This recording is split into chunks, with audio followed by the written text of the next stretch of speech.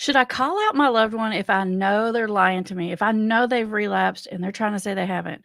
If I know that they weren't where they said they were going to be? Should I call it out if I know my loved one is intoxicated and they're trying to play it off like they're not? That is a question we get all the time from family members. But to be honest, family members are not the only ones that have these kind of questions. People in early recovery have similar type questions. Like, for example, I get asked, hey, I had a relapse. Maybe the person confesses it to me, their recovery coach, and they're like, do I have to tell my spouse? Or my spouse is wanting all these details about things that happened in the past. Should I tell them all those details? Is it good? Is it not good? And because these are such common questions, we're going to cover them. We're going to tackle this topic on today's video because the answer sort of varies, I think, depending on each of those situations is slightly different. And we're going to tackle this in two major pieces. We're going to talk about it from the family member side. Should they call out lies and secrets? And in order to do that, we're going to bring on Campbell Manning, our family recovery specialist, because she answers this question like all the time. She's going to give you her feedback. And then I will give you feedback about if you're on the addicted person side, about what you should tell and maybe what maybe you should hold back. So you can make strategic, logical decisions about it and not emotionally reactive decisions, because we all know that ends us up nowhere. Campbell, thank you for joining us. Hey, you're welcome. It's my pleasure. Campbell's giving up her lunch break to talk to us, you guys. She's like a beast. She's just like works more than any of us. Don't worry, I shoveled that kale salad down in record time. All right. So Campbell, I know you and I were looking through the family, our family members group to see if there were like common questions. And this is the one we saw most often. There were different variations of it, but it was like, what should I call out and what should I not? Because it's really hard when you know the truth and you're the family member and you know they're lying to you, Campbell. What the world? What do you do? You know, it is a complicated question. And I think before we know better, we do call it out and we ask a lot of really stupid questions like, why are you doing this? Just stop. But ultimately, I tell people all the time, you get to know what you know. You don't, first of all, they're not going to tell you the truth.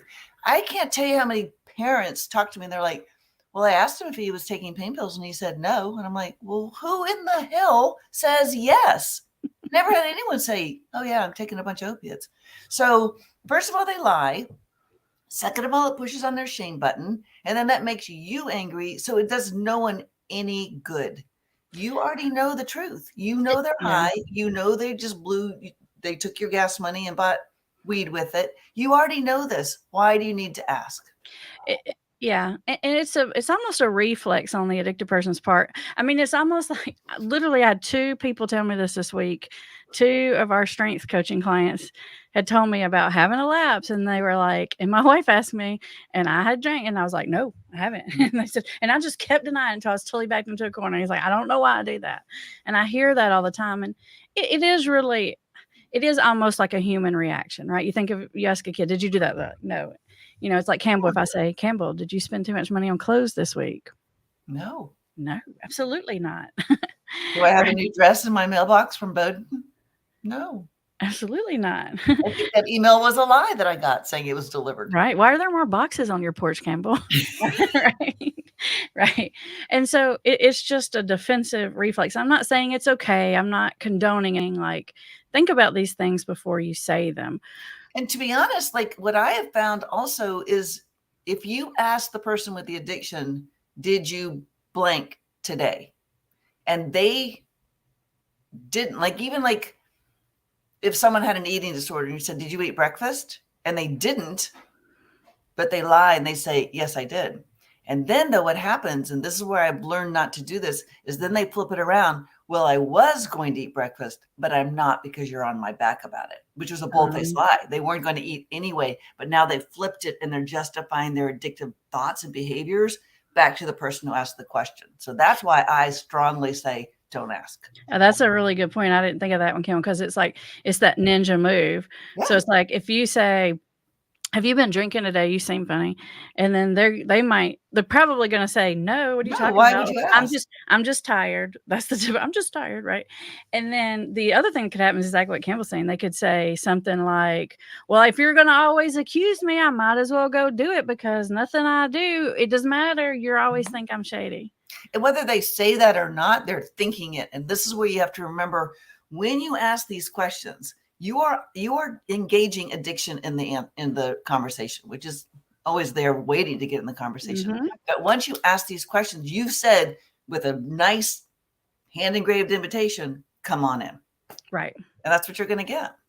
So are you officially, is your official answer, you should just let them get by with the lies? That's what you're saying? You're going to go on public I'm going to go YouTube and on say that? public, online. I hope this goes out to the whole world.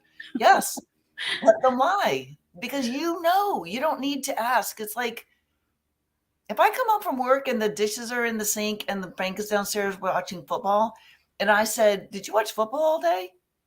He's going to be Mhm. like, "No."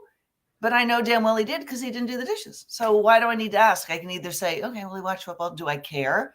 If I, or do I just do the dishes and let it go? Doesn't matter. Right. And the example about the dishes is kinda good because it's really what is the real thing I'm trying to get at. And Yeah. oftentimes it's not the question we're asking. Like, for example, like you said, if I'm asking Frank if he watched football all day, what I really care about is did you get the chores done? Right. Right. And you might be more likely to get an honest answer if you ask the more pertinent, legitimate question, the thing that you're really wondering. Is there a reason you didn't do the dishes? Right. But I think for when you're talking about your addict, like, are you high? Did you steal the $5 out of my wallet? They just say no. And I Right. can't tell you how many of those conversations I had over the years. I thought I had $10. Did anybody take it out? No. Right. Instead of just knowing one of those clowns took $10 out of my wallet, note to self, don't leave Right. cash around. Right. So you're just saying, yeah, it sucks to be lied to, but don't if you don't ask the question, you're not really getting lied to, and you know the answer already when you're asking. You already know. And I think that's a really good point, Amber, because then you can know it. You can store it up. You can put it in your hopper for later decisions or whatever, but you're also not going to get mad about it. But when you ask the question and you're lied to, you're going to become livid. Mhm. You're like, you're lying. Now you're lying. Why are you lying? I just happened to think of, I was telling you like a week or so ago, how I've been rereading that like Chris Voss, the hostage negotiator stuff. Oh God, you guys buckle up. This is going to be I fun. love it's so good. It's really just counseling techniques, but he gives them like interesting names. But he stole them from us first. So I'm stealing them back. But he recommends this thing where you say you probably have a good reason for blah blah blah. So if you say, hey, did you do the dishes? They're going to say whatever. Well, they may lie, I but if you tried say to, but I couldn't find the soap. you probably have a good reason why you couldn't get to the dishes today. And then a lot of times they'll be like, actually, I just sat on my butt and watched football all day. I should have done it. And then they do it. I don't have one of So them.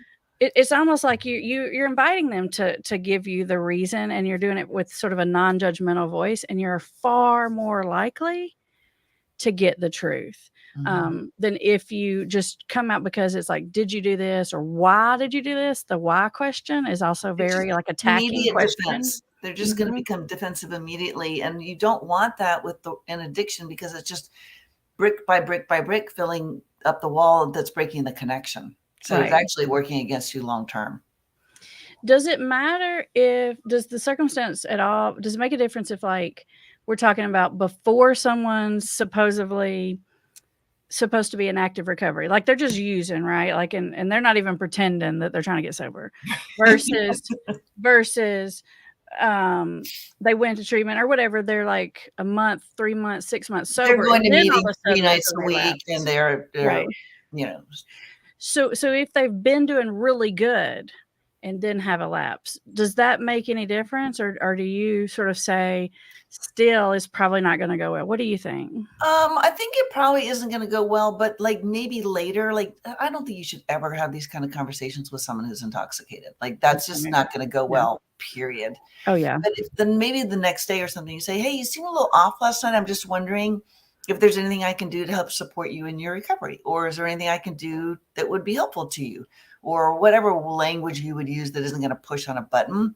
But I even one time, I think I would just let it go, but maybe it's because I know that lapses are part of the disease. Yeah. I think from a strategic point of view, I kind of agree because you're likely to get the same kind of response, like a denial probably.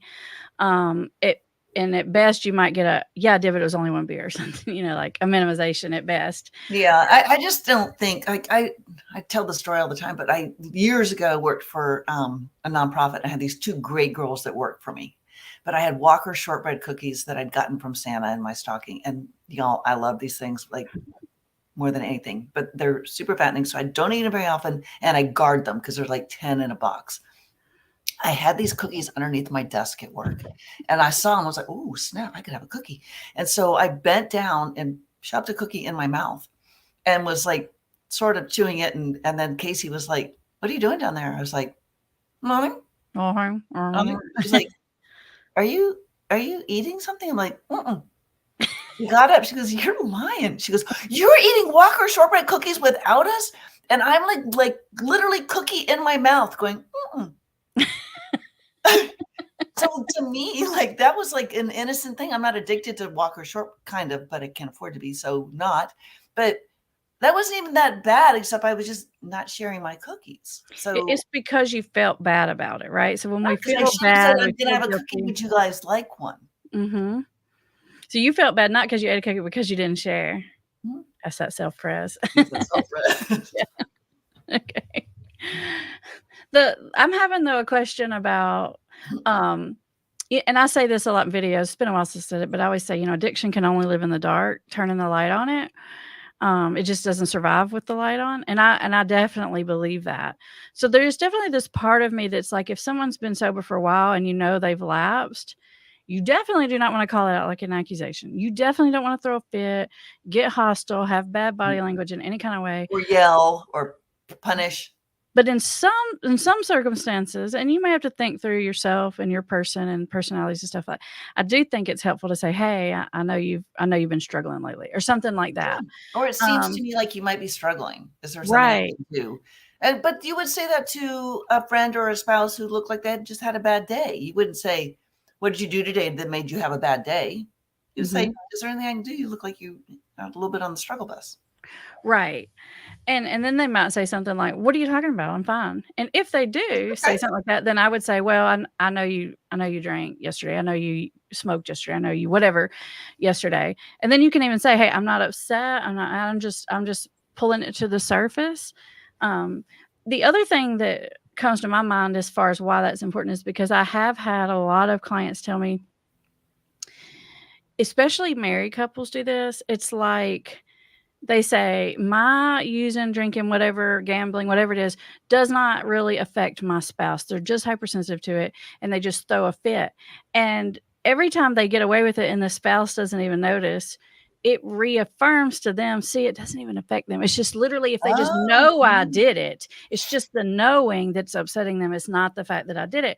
And so it's almost like, see, it's like this little game where they prove to themselves that it doesn't affect anyone else. well, then to that point, I think instead of saying, "Hey, I know you drank yesterday," it would be more beneficial to say something like, "Well, I just felt myself becoming a little anxious last night and worrying about you again. And so it makes me think maybe it's like you drank because that's how I felt the whole time you were actively drinking." So that would be that reinforcement of that. Again, not yelling, not punishing, but just saying, "Hey, we're in this together. And I Mhm, felt myself going backward. So mhm. I'm wondering if you did." Oh, I like that. That kinda goes back to what you were saying earlier about get to the real thing. So you could say instead of, "I know you relapsed, I know you used," or whatever, you could say, "Hey, you seemed distant yesterday," or "You seem to, like, isolate yourself or not wanna be around." So it's like you're noticing the behavior's different, and then Yes. that'll at least cue the person up like, "Oh, I'm on the radar," Oh, right? I'm not as smooth as I think I am. Right, and it does go to that fact of like, "Oh, it is noticeable." And she does care. Right, right. The key is if you are going to bring it up, which there are circumstances you do, it's how you bring it up, because your tone and your body language, this is actually has to do with like neurological wiring. You can say almost anything you want to say to somebody if you say it in the right tone. Yeah. It's like it bypasses that defense mechanism if you can say it, and your body has to match too. So even if your tone's Yeah. right but your body's aggressive, or something like that, then it doesn't work. So if you can get your energy right and you say it right, it doesn't hit that same defense button. That's so true, because even going back to poor Frank, if he's doing something wrong, like, I don't know, watching football all day, not helping, I'll, instead of saying, my God, I just say, dude. And he knows right then something's wrong. Mm-hmm. But I say it funny, and then he fixes it, and then we move on. Like, he evaluates very quickly, what am I doing wrong? And because he knows, and then he fixes it. And I don't have to ever use an accusatory tone, and he doesn't have to become defensive. So in that circumstance, it's almost like an inside joke. Yeah, well, it is definitely now. But I think, I talk all the time about this new triangle I have, which is if you empathize and validate, which is sort of the example we just used with I felt a little anxious, and then empower, there's no need for defensiveness. And now you're joining them and you're building that oxytocin and that actually the serotonin, because you connect with them and they can be proud that they redirected themselves, or that they sort of moved forward or fixed their lapse or whatever's going on there. Then you're Right. now aligning and empowering them. You made me think of, when you said that, you just made me think of like a few weeks back, one of the strengths clients we had, she clicked into the session, right? And then we do it via Zoom. And like immediately she clicked in, and the first thing I saw was her take a deep breath. And I said, "Oh, you got something big to tell me." Like, it was like, here we go. I could tell like she was gearing up, like, and she was like, "I do." And then she just like poured out, "I had a relapse yesterday, blah, blah, blah." And then she just like spit it out really fast. And she's like, "And my husband caught me, and I promised I would tell you." And I was like, "Dude, you told me." Like, immediately, you didn't even beat around the bush. Yeah. And so in that circumstance, I think it was helpful to bring it to the surface, because we had some great conversations about it. We talked about what led to it. We talked about whether or not she needed to tell her sponsor or pick up a white chip. And she actually felt so much better after the fact. So I if think you they can do do it need right. I do think they do need to say, it's just, do they need to say it to you? Not you, but like to my parents or to my spouse. Maybe I do need to talk about it with my sponsor. Sometimes it depends on how the family member is. They may still be in the angry stage of this, and to know that, hey, yesterday I relapsed, but I'm going to a meeting tonight. They won't say, "Oh, well, all right, thanks for sharing. Like, I'm sure you can fix this." They'll be like, "Oh my God." And that would be detrimental. All right, I'm gonna throw you a hard question here, because Okay. I feel like this might hit home a little bit. What if Oh, what if you find out not just they stole $5, but they stole big? oh, that's just mean, Amber. That's different. Okay, tell us, like, like, I don't know, they stole your engagement ring. I mean, like, what, like something They important, stole your big. mother's diamond earrings that you just inherited. That's right. Yeah. Do you just leave that and let them figure it out? Like, what do you do with that? So are you asking, when you discover that, what do you do with it? Yeah, do you call that out, or do you just Oh, leave I it? called it out. Mean, ugly, bad, didn't go well.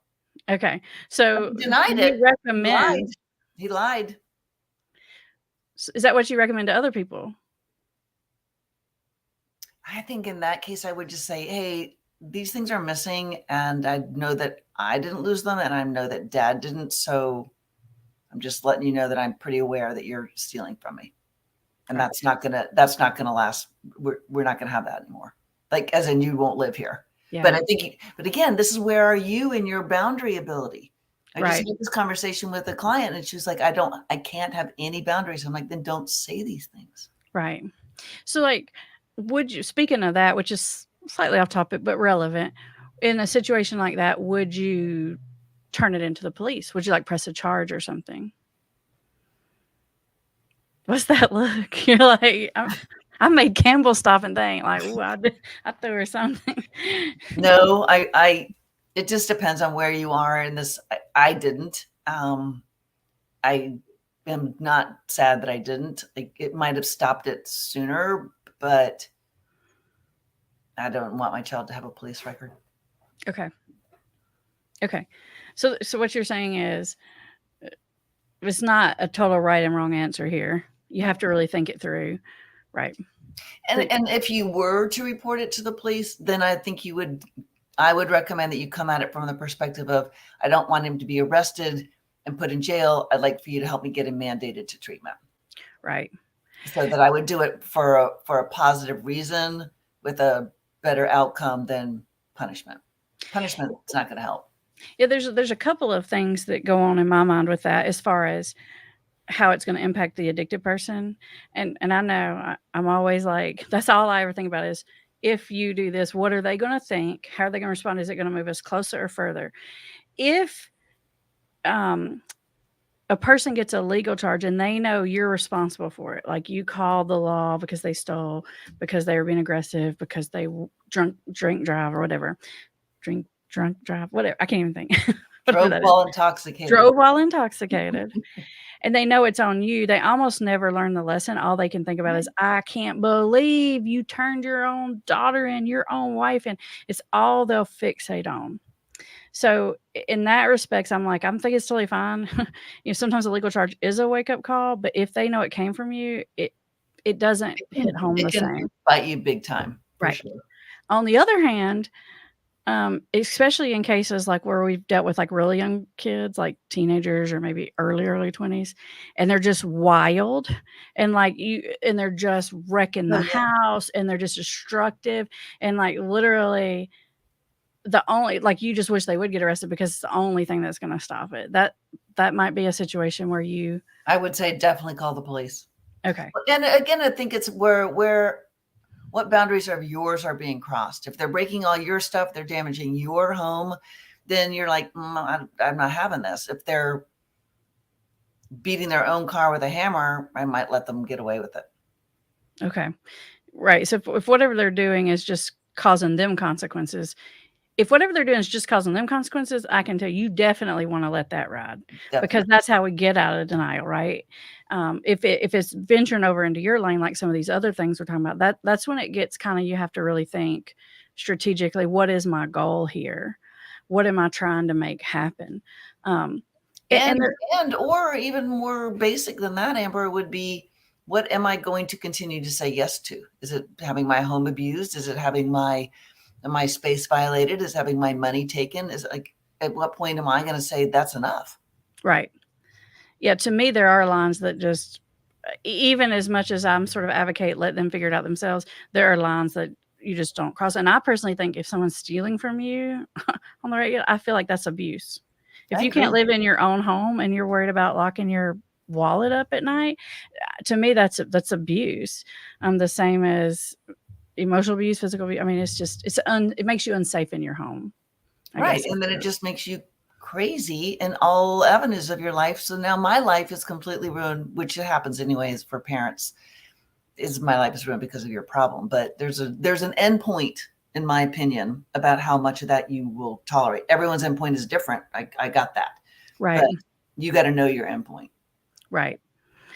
Yeah, I definitely agree with that. And it's hard because sometimes, most of the time, the person with the addictions needs differ, or they're just not always in alignment with what the family member needs. And that's why we do this separately. That's why we have our model where each person has their advocate, because I'm always thinking through, what do you need? What's the best scenario for the person?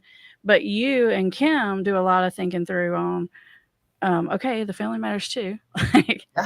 Don't listen to Amber all the time because, hey, that's not okay. And that's why I need you guys to come sometimes you're in my sessions. I mean, I feel bad about it sometimes. Like I feel myself doing it and I feel that. So I'm like, Kim and Kim, y'all go over there, lawyer for your people because they need it.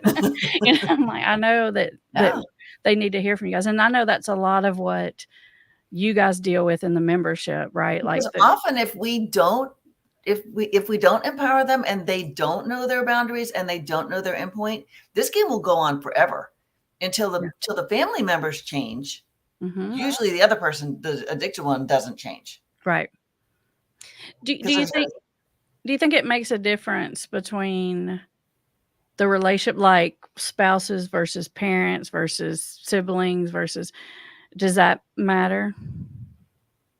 Does it matter as far as how to Like do it? the boundaries and stuff.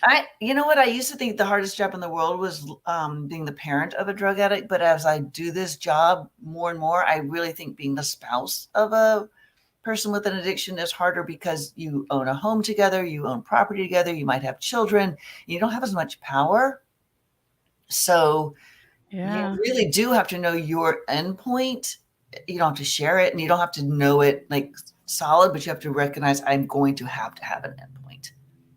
That's a good point. I never thought about that because I was with you. I emotionally, fear wise, I feel like it's Fear wise, it's worse to be the parent, but parent. parents do have power. But spouse wise, logistically, you're so tied in with this person.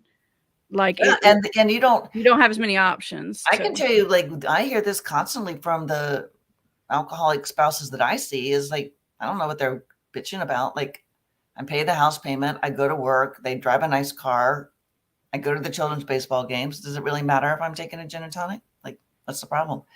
And that keeps that problem just going and going while the spouse is like behind the scenes. Right. Is there a common thing that people talk to you and Kim about? Whereas like I'm always saying like, let this happen or let that happen or it's okay, and then you guys are like, no, put the smack down. I feel like there probably is. I'm sure there is. I can't think of it. Yeah, all the time because I'm constantly saying that's Amber's perspective, and I'm working with your perspective. I'm your lawyer. Yeah, I say don't watch Amber's videos about that. Watch mine and Kim's. That's why you gotta have a lawyer, right? You gotta have an advocate, right? I totally get that. A lot of times I'll tell my people, especially if they're young people, like if it's a parent kid situation, I'll say, "Now let me tell you what Campbell's doing over there. She's gonna tell your parents to act nice and not call you out on this stuff, and you're gonna think, oh, they don't even know it, and you're getting away with it." And I said, "Don't you believe it? It's a trap, man. They're setting a trap for you, man. They're Does just that scare waiting." them? Does that scare them, or does that make them rise to the challenge? I don't think I still think it still works on them. I think they think they're getting away with they're just happy they're getting away with it. They think they're flying under the radar even though I said, "No, dude, don't even think it. You're gonna love it." You're gonna be like, "Oh, I love my parents, these Campbell, because they're off my back." You Blah, blah, will blah. for a little bit. I'm like, dude, they're setting you up. Like they're gonna get you or whatever. Yeah. Um, any other boundary common ones? I know you gotta go. You got like 3 minutes. So Okay. while we got the wisdom of the family specialist, any other I ones that think come up a I lot? just want to reiterate, like you, by not pointing it out, by not asking, by not being lied to, you still know what you know, and that's very important to just put it in there, right? Talked about it with your counselor, write it down, know it. Does it in 3 days matter? Then get rid of Mhm. it. If it's just like 1 + 1 + 1 +1, and all of a sudden you're like, okay, that's it. That's 10, I'm done, or whatever. I just think you not calling it out doesn't mean it doesn't matter. Not calling it out doesn't mean it's not going to have some huge importance at some point in time when you have enough evidence or knowledge or fatigue or whatever word that you're gathering with this knowledge. It's going to matter at some point. Right, Does it or you matter tonight? No, maybe not. and sometimes it just matters because you just stand back and let the unmanageability show itself. Like, Right. let the bubble burst itself because it will. Yeah. The other thing I would say to that is, and I know it's hard for families to believe me, but if you don't, they actually feel guilty, and Mhm. that feeling of guilt is much more likely to get them to change than the feeling of resentment, which is the feeling that they will have if you call them out for it. Yeah, it's like that scenario we did with Jane and whatever that Yeah, and she was yelling at the kid and he punched the wall. Like that kid didn't learn anything from her saying, "I know you skipped lacrosse practice." right. He didn't learn anything except my mom's a bitch and I'm going to go now take drugs because of that. Right, exactly, But exactly, she's at home just fuming because he lied and damaged their house. right, and it's hard though because our pride gets in the way a little bit, right? It's like they Well, think they because can. we don't want it to be what it is, or and so we want to ask the questions so that they'll tell us the truth. So maybe what we're beginning to believe is not actually Oh, happening. I didn't think about that, Campbell. So it's almost like we want them to convince us that it didn't happen. Yes. I didn't think about that. Yeah. Oh. Interesting. Okay. Because That's a then I twist. can keep going on my merry way with my little perfect life instead of, well, shoot, now I have a big problem. I mean, it's Mhm. like when I had the conversation with my son in the car and I thought he was a gay murderer. I was much more comfortable with having a child who was a gay murderer than a drug addict. I know. I don't know why that is, but people always want it to be anything else. I'm like, dude, this is the most solvable of them. Like we can I fix. know, but we don't know that at the time. Right. Yeah. Right. Yeah. I'd have client parents all the time. They're like, oh, my son has bipolar disorder. I'm like, or could it be the meth and maybe he just has a drug addiction? They're like, no, it's bipolar. I'm like, we really want it to be a drug addiction, not bipolar. We can fix the addiction. We cannot Right. really do much with bipolar. Right. Exactly. Yeah. Yeah. All right, we're gonna go let you help some more families out there. Thank you for hanging out. Those of you who are watching, hang in there because we're gonna talk about it from the addicted person side about what you should share and not share as far as giving up your own secrets, because there is sort of a method to making that decision too. Yeah. And if All you right. guys, if anybody wants to make a session with you, I put the link in the description, Campbell. Okay. Because you might need Campbell to help you think through some of these questions and boundaries and should I call it out or not, and what's okay and what's not. Or they're watching this thing. She didn't know what she was doing any more than I do right now back in the day. So why would I listen to her? Because I Sometimes learned. right. Sometimes it depends on personality. Sometimes there are some extra factors that you really do need to like brainstorm with someone to think through all the different angles about making these decisions. It's not as black and white as we're making it out. It's No, well, it's but we want you very to not. have some Very great. formula for doing this. Yeah, I agree. Very All great. right. Thanks Thank for having you. me. Bye. All right. Like we said before, I want to also cover this from the person who's holding the secret's point of view.